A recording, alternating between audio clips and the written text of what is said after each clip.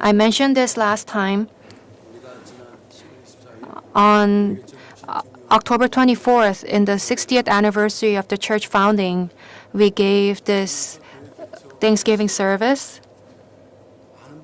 And there are many people who have worked hard for the founding of the church, but we gave a heart of thanksgiving to the wife of our founding pastor and Pastor Yoon Cho.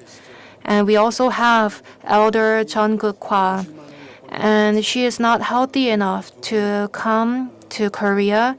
So we have given the plaque of appreciation to the wife of the founding pastor and Reverend Yoon Cho. And we need to give our heart of appreciation to Elder Jeon Guk-hwa as well. So the service that was given in the house of Elder Jeon Guk-hwa is what started the 60 years. And for her entire life as an elder and as a missionary, she has devoted her entire life and has been an example, a model for us. And her son is the senior pastor of Washington Faith First Church, and we will be giving the plaque of appreciation to him. And because it would have been nice to give this on December 17th, but we have a lot of things happening that day, so we will be giving it today.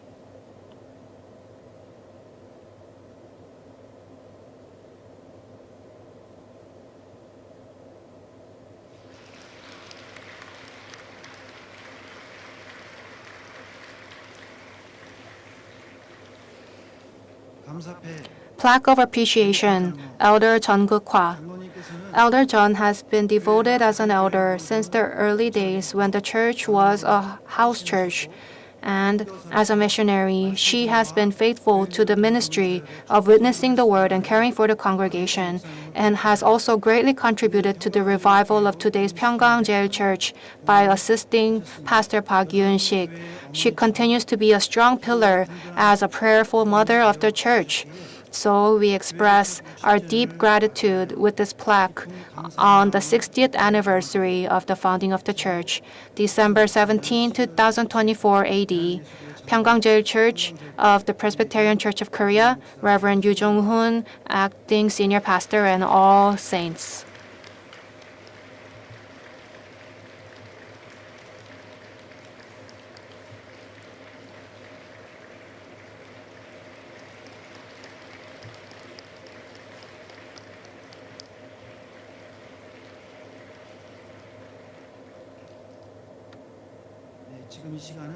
Now it's time for special announcements by the Secretary of the Legislation and Personnel Committee, followed by an announcement of Reverend Yu Jong-hoon.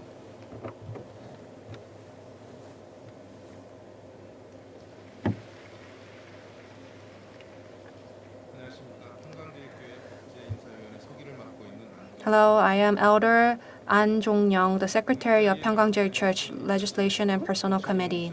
The reason I came here today is because of the breakaway site that is falsely inciting the case of Lee Seung-hyun embezzling church donations and being indicted by the prosecution through the text messages, as if the case was not indicted at all.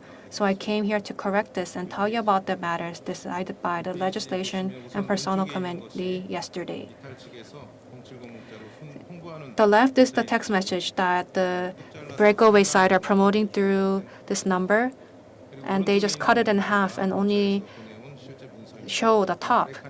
And the actual document is on the right that is sent by the prosecution, and in the box it says some violations of the act on the aggravated punishment of specific economic crimes, embezzlement, were indicted without detention on the same day. So this means the prosecution divided the allegations against Lee Seung-hyun into two parts: the part where he personally embezzled and used the money, and the second part where he claimed to have used it as acquisition for a theological seminary.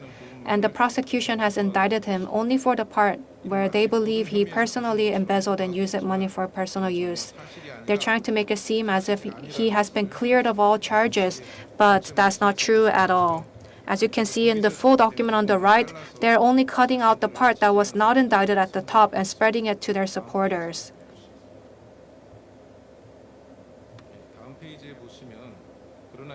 However, the important thing is that Lee Seung-hyun,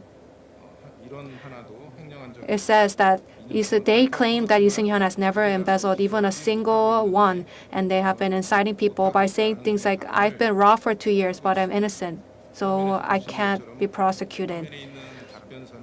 And as you see on the screen, the response letter sent to the several elders who demanded an explanation of the use of 10 billion won in church funds on February 25, 2022, he made excuses.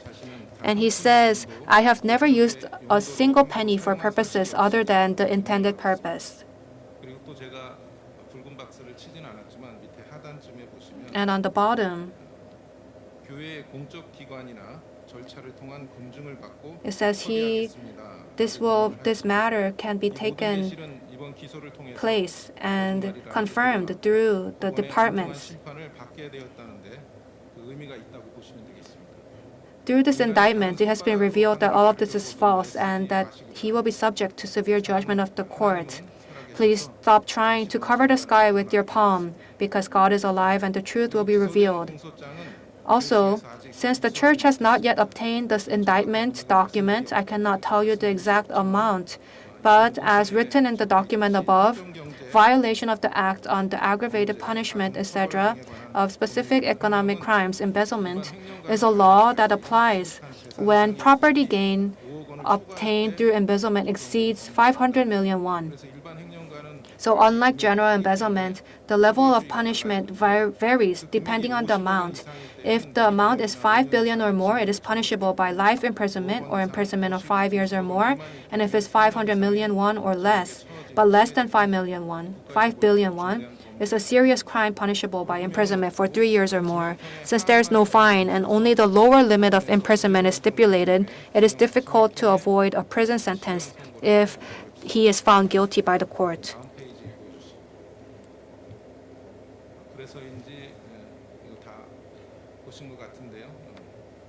You've probably seen this.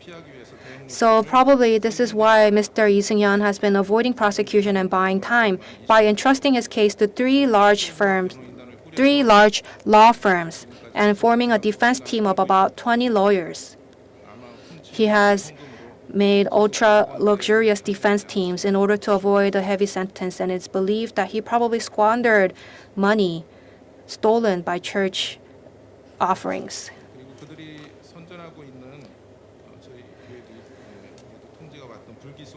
And the text that we have also received that they are sending out,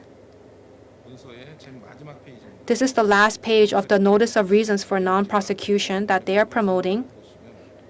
If you look at the red boxes at the top and middle, it says Hwang somebody stated that 6.1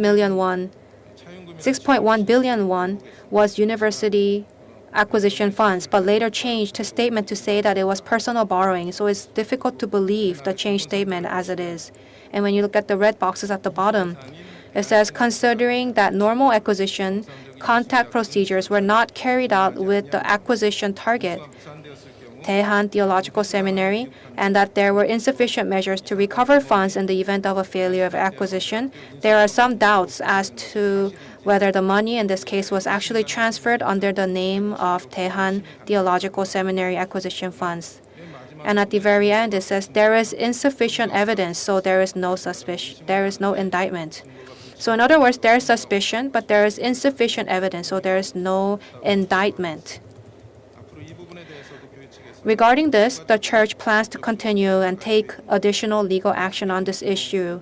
And we urge you not to be fooled by the text messages sent by the breakaway side.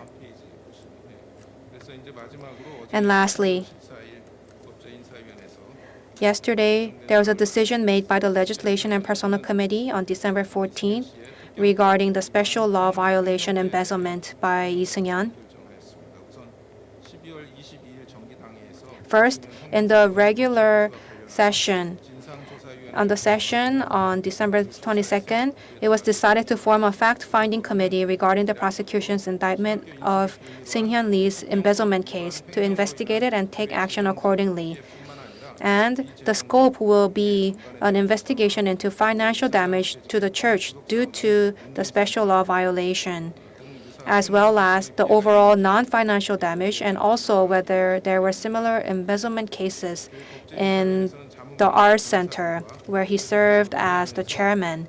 In addition, the Church Legislation and Personnel Committee plans to continue to discuss with consulting lawyers and take legal action to recover church offerings. The most important thing is that church donations are sanctified. It's an offering and a gift to God that contains the hearts and sincerity of the saints. He has used it for his own personal use and has not returned it yet, and has not repented, and has only made excuses, and committed the sin of dividing the church in two and creating separated families. Regarding this prosecution's indictment, Mr. Lee Seung-hyun should first make a sincere apology to the church and saints rather than instigating them. Thank you.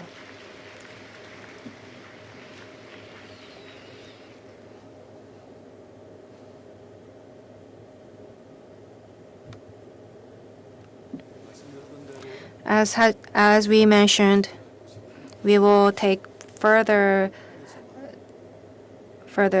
measures. So please take heed to the announcements. And in 2 days, it will be the day of victory. And as we mentioned, about 100 people have come from overseas, and over 300 people will be coming from domestic churches. And on Monday, the women's ministry has finished off the cleaning. And yesterday, on Saturday, there was damage because of the heavy snow, and several trees have broken and fallen. And yesterday, about 30 people from men's ministry went to clean things up. And tomorrow, a few of the pastors and ministers will also be going tomorrow to finish off the cleaning. So we ask that all the saints come on December 17th, and that's very important.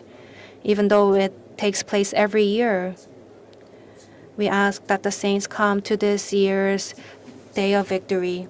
Thank you.